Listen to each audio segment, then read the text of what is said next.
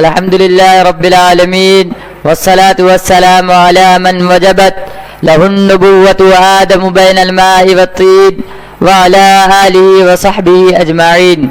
أما بعد، قال الله عز وجل في القرآن المجيد والفرقان الحميد: واعتصموا بحبل الله جميعا ولا تفرقوا واذكروا نعمة الله عليكم إذ كنتم أعداء فألف بين قلوبكم فأصبحتم بنعمته إخوانا.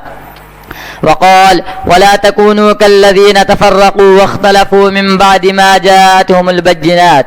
رئيس الحفلة الموقر والحاضرون الكرام، أنا فرح مستبشر بعنايتكم وإقبالكم، وأشكركم على ما شرفتموني لكي ألقي كلماتي حول الموضوع الوحدة والتضامن، نظرا إلى هذا البيت: حمامة جرعى حومة الجند الإسجعي، فأنت بمرعين من سعاد ومسمع.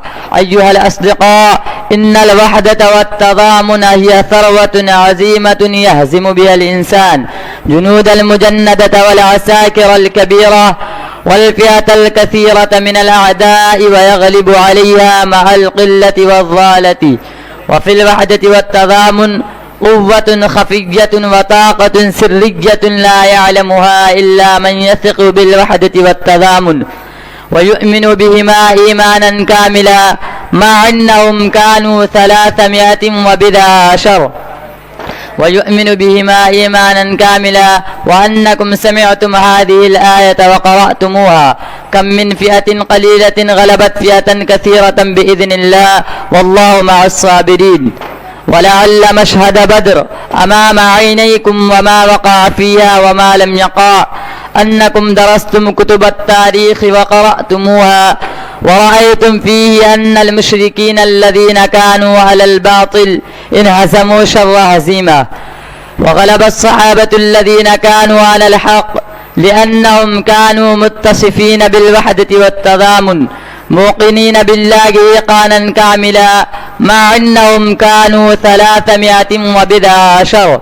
وكانت نتيجة ذلك الإيمان الكامل بالله واليقين الراسخ ونتيجة الوحدة والتضامن. وهكذا نجد مثلة كثيرة في التاريخ مثل غزوة الأحزاب وتبوك وغيرهما. وما كانت هذه الفتوح نتيجة نصر الله ووحدتهم وتضامنهم. وآخر دعوانا الحمد لله رب العالمين.